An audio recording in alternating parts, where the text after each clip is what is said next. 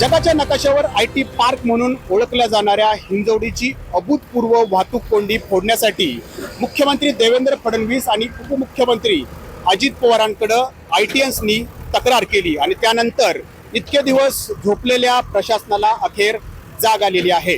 पिंपरी चिंचवडमधून हिंजवडीत जिथून प्रवेश केला जातो त्या भूमकर चौकाच्या अलीकडे जी काळा खडकची झोपडपट्टी होती ती हटवण्यास सुरुवात झालेली आहे।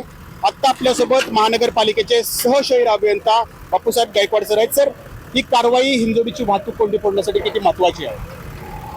तसं पाहायला गेलं तर Rajiv Gandhi Infotech Park IT पार्कमध्ये जे एम्प्लॉई आहेत ते मॅक्सिमम पिंपरी चिंचवड शहरात राहतात आणि पिंपरी चिंचवड शहरातून आयटी पार्ककडे जाणाऱ्याचं हे एक प्रवेशद्वार आहे।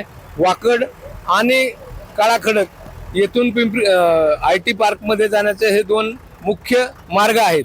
हे दोन्ही मार्ग 45 मीटर रुंदीचे असून वाकडचा रस्ता पूर्ण क्षमतेने विकसित झालेला आहे, परंतु काळा खडक येथील अनेक वर्षापासून हा रस्ता या 200-250 मीटरमध्ये कमी रुंदीचा असल्यामुळे वाहतूक कोंडी नित्याची होती आणि हिंजवडीकडे जाणाऱ्या वाहतूक कोंडीचा प्रश्न सोडवण्यासाठी माननीय उपमुख्यमंत्री अजितदादा पवार यांनी केलेल्या सूचनेनुसार आणि अनेक वर्षाचा पेंडिंग हा प्रश्न मार्गी लागलेला आहे। बरोबर आहे सर। आता 45 मीटरचा हा मार्ग तुम्ही करताय, हा भूमकर चौक आहे आणि भूमकर चौकाच्या पलीकडनं सुद्धा 45 मीटरचा मार्ग आलेला आहे। परंतु जिथं नॅशनल हायवे आहे त्याच्या खालून जो सबवे जातोय तिथं गेल्यानंतर हा 2 वे होतो या ठिकाणी, मग तिथून वाहतूक कोंडी होणारच आहे। काय फायदा या कारवाईचा? तुमचं म्हणणं रास्त आहे।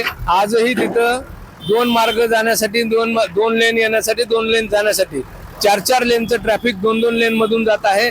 तिथं बॉटलनेक आहेत, पण त्याच्यावरती येण्याचे आहे national highway authority of India यांनी मार्ग काढलेला आहे। दोन्ही बाजूचे सर्व्हिस रस्ते विकसित करत आहेत।